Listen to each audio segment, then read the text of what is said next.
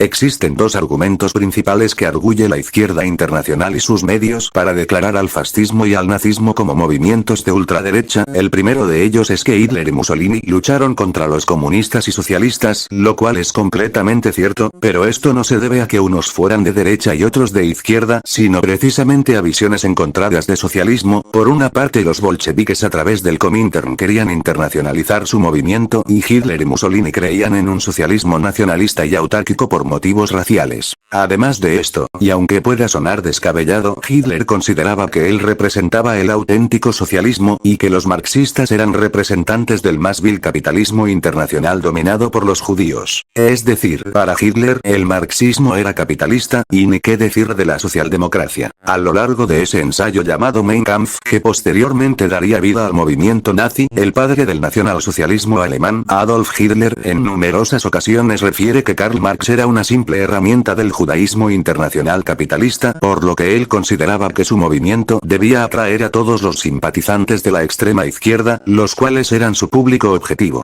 La fuente en la cual nuestro naciente movimiento deberá reclutar a sus adeptos será, pues, en primer término, la masa obrera. La misión de nuestro movimiento en este orden consistirá en arrancar al obrero alemán de la utopía del internacionalismo, libertarle de su miseria social y redimirle del triste medio cultural en que vive, para convertirle en un valioso factor de unidad, animado de sentimientos nacionales y de una voluntad igualmente nacional en el conjunto de nuestro pueblo.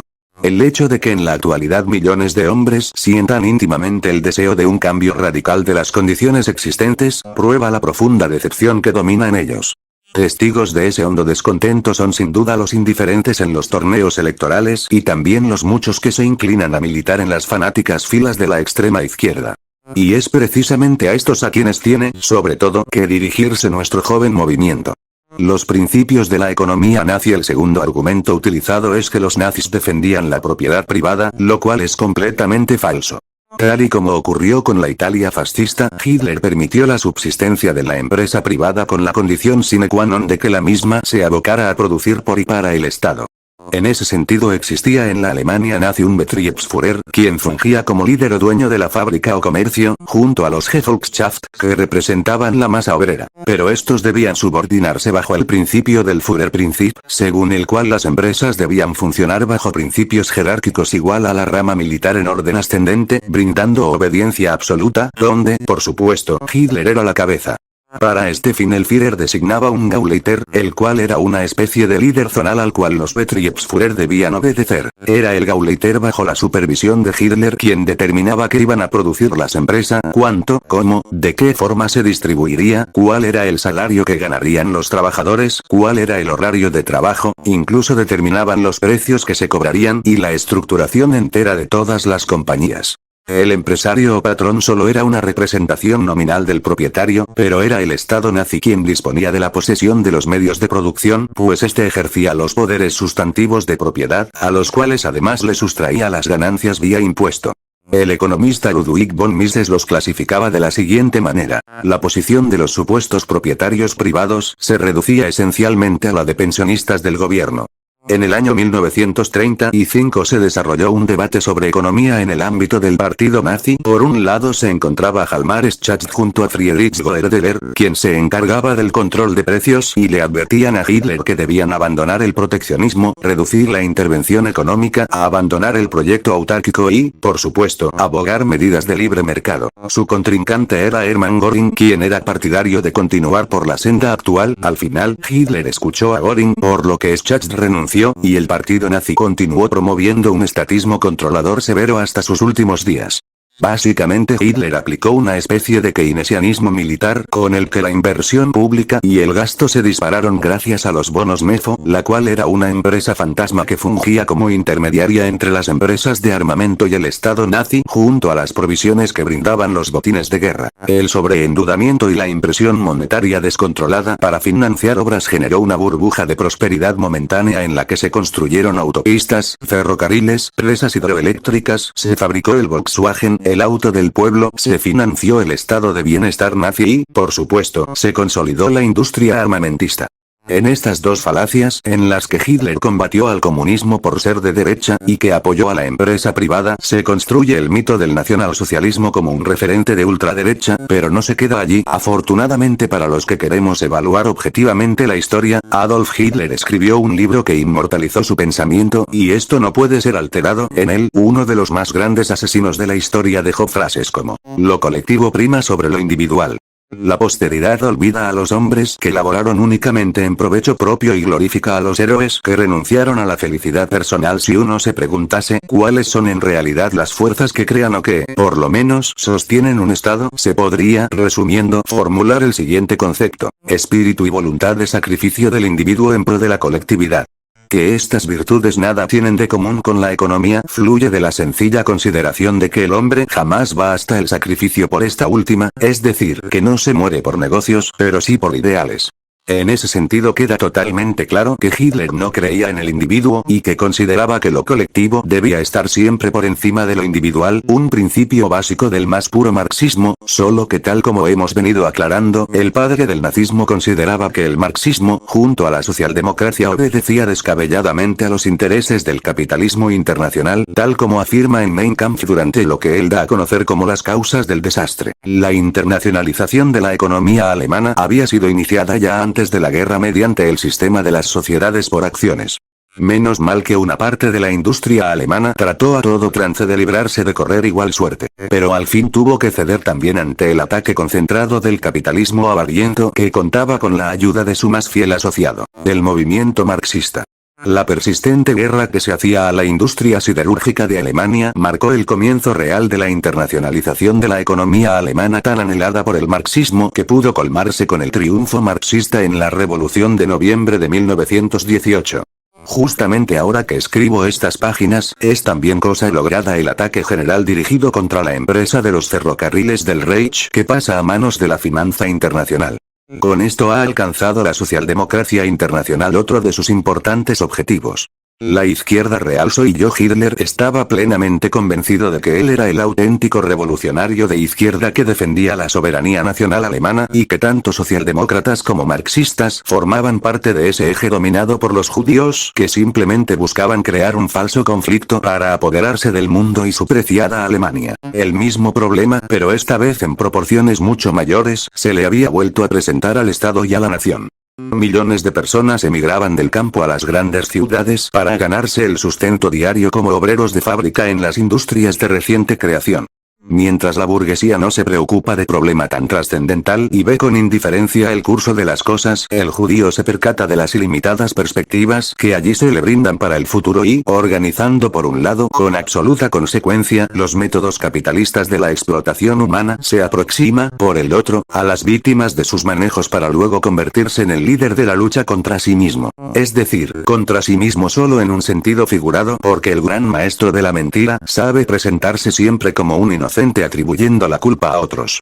Y como por último tienen el descaro de guiar él mismo a las masas, estas no se dan cuenta de que podría tratarse del más infame de los fraudes de todos los tiempos. Veamos cómo procede el judío en este caso. Se acerca al obrero y para granjearse la confianza de este, finge conmiseración hacia él y hasta parece indignarse por su suerte de miseria y pobreza. Luego se esfuerza por estudiar todas las penurias reales o imaginarias de la vida del obrero y tiende a despertar en él el ansia hacia el mejoramiento de sus condiciones. El sentimiento de justicia social que en alguna forma existe latente en todo ario, sabe el judío aleccionarlo de modo infinitamente hábil hacia el odio contra los mejor situados, dándole así un sello ideológico absolutamente definido hacia la lucha contra los males sociales. Así funda el judío la doctrina marxista. Presentando esta doctrina como íntimamente ligada a una serie de justas exigencias sociales, favorece la propagación de estas y provoca, por el contrario, la resistencia de los bien intencionados contra la realización de exigencias proclamadas en una forma y con características tales que ya desde un principio aparecen injustas y hasta imposibles de ser cumplidas. De acuerdo con los fines que persigue la lucha judía y que no se concretan solamente a la conquista económica del mundo, sino que buscan también la supeditación política de este, el judío divide la organización de doctrina marxista en dos partes, que, separadas aparentemente, son en el fondo un todo indivisible, el movimiento político y el movimiento sindicalista. Políticamente el judío acaba por sustituir la idea de la democracia por la de la dictadura del proletariado. El ejemplo más terrible en ese orden lo ofrece Rusia, donde el judío, con un salvajismo realmente fanático, hizo perecer de hambre o bajo torturas feroces a 30 millones de personas, con el solo fin de asegurar de este modo a una caterva de judíos, literatos y bandidos de bolsa, la hegemonía sobre todo un pueblo. La trampa metanarrativa de la izquierda es evidente que Hitler consideraba que el nacionalsocialismo era el auténtico socialismo. A partir de esta lucha contra el marxismo internacionalista se vende esta premisa de lucha entre polos ideológicos opuestos, entonces empieza a construirse la metanarrativa de que el nazismo, junto a su compañero de batallas, el fascismo, fueron movimientos de ultraderecha. En ese sentido, el filósofo alemán Peter Sloterdijk declaró que el fascismo de izquierda le haya gustado presentarse como comunismo, era una trampa para moralistas. Mao Tse-tung nunca fue otra cosa que un nacionalista chino de la izquierda fascista que en sus inicios hablaba con la jerigonza de la Internacional Comunista de Moscú. Comparado con la placentera exterminación promovida por Mao, Hitler parece un cartero raquítico. Sin embargo, la comparación entre monstruos no es agradable a nadie. El engaño ideológico más masivo del siglo XX fue precisamente que después de 1945 la izquierda fascista acusó a los derechistas de fascismo, para quedar finalmente como sus opositores. En realidad se trató de una autoamnistía. Cuanto más se expusieran como imperdonables los horrores de la derecha, más desaparecía la izquierda del campo visual. El filósofo, jurista y economista austríaco, Friedrich Hayek, en su obra más célebre Camino de servidumbre, también aclara sobre los principios ideológicos fundacionales del nacionalsocialismo. En Alemania, la conexión entre socialismo y nacionalismo fue estrecha desde un principio. Es significativo que los más importantes antecesores del nacionalsocialismo, Fichte, Robertus y Lasalle, fueron al mismo tiempo padres reconocidos del socialismo. Mientras el socialismo teórico, en su forma marxista dirigía el movimiento obrero alemán, el elemento autoritario y nacionalista retrocedía temporalmente a segundo plano. Sobre este asunto no queda lugar a dudas, y tal como afirmó Hitler, ellos debían dirigirse a captar a los jóvenes de la extrema izquierda, no en vano toda la propaganda nazi desde el punto de vista del discurso, los colores y el arte, era idéntica a la propaganda bolchevique. Sobre este asunto también se explaya Hayek. No menos significativa es la historia intelectual de muchos de los dirigentes nazis y fascistas. Todo el que ha observado el desarrollo de estos movimientos en Italia o Alemania se ha extrañado ante el número de dirigentes de Mussolini para abajo, y sin excluir a Laval y a Quisling, que empezaron como socialistas y acabaron como fascistas o nazis, y lo que es cierto de los dirigentes es todavía más verdad de las filas del movimiento. La relativa facilidad con que un joven comunista puede convertirse en un nazi, o viceversa, se conocía muy bien en Alemania, y mejor que nadie lo sabían los propagandistas de ambos partidos. Muchos profesores de universidad británicos han visto en la década de 1930 retornar del continente a estudiantes ingleses y americanos que no sabían si eran comunistas o nazis, pero estaban seguros de odiar la civilización liberal occidental. Una guerra de izquierdas es verdad, naturalmente, que en Alemania antes de 1933, y en Italia antes de 1922, los comunistas y los nazis o fascistas chocaban más frecuentemente entre sí que con otros partidos. Competían los dos por el favor del mismo tipo de mentalidad y reservaban el uno para el otro el odio del herético. Pero su actuación demostró cuán estrechamente se emparentaban. Para ambos, el enemigo real, el hombre con quien nada tenían en común y a quien no había esperanza de convencer, era el liberal del viejo tipo. Mientras para el nazi el comunista, y para el comunista el nazi, y para ambos el socialista, eran reclutas en potencia, hechos de la buena madera aunque obedeciesen a falsos profetas, ambos sabían que no cabía compromiso entre ellos y quienes realmente creen en la libertad individual.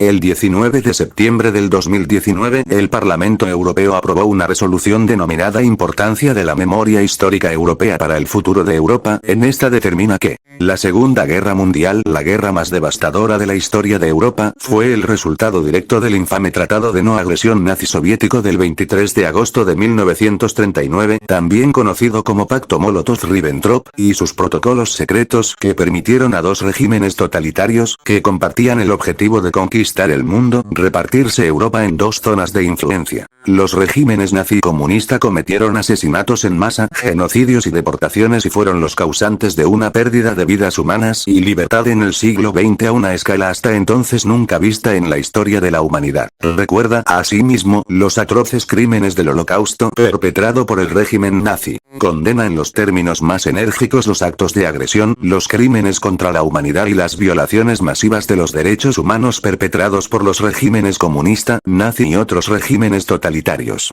No obstante, muy probablemente a más de 70 años de aquella devastadora guerra, seguramente usted o una gran parte de la población mundial recuerda a Hitler como el propio anticristo, pero, por otro lado, tiene una opinión bastante neutra o en algunos casos favorables hacia el régimen de Stalin o el de Mao, cuando los dos últimos asesinaron a muchas más personas, ¿no se ha preguntado por qué? Pues la respuesta es muy sencilla, al nazismo y al fascismo los transformó la izquierda marxista internacionalista en fenómenos de ultraderecha, al servicio del capitalismo mundial, gracias a sus desencuentros, a partir de allí su mala prensa incrementa, mientras que los crímenes de Stalin han pasado en la historia por debajo de la mesa. Sin embargo, es sumamente importante que las nuevas generaciones comprendan realmente la historia para poder concretar definiciones ideológicas. Mao y Stalin fueron igual o más perversos y asesinos que el propio Hitler, y lo más importante de todo, es que todos fueron socialistas, siempre fue una batalla de izquierdas.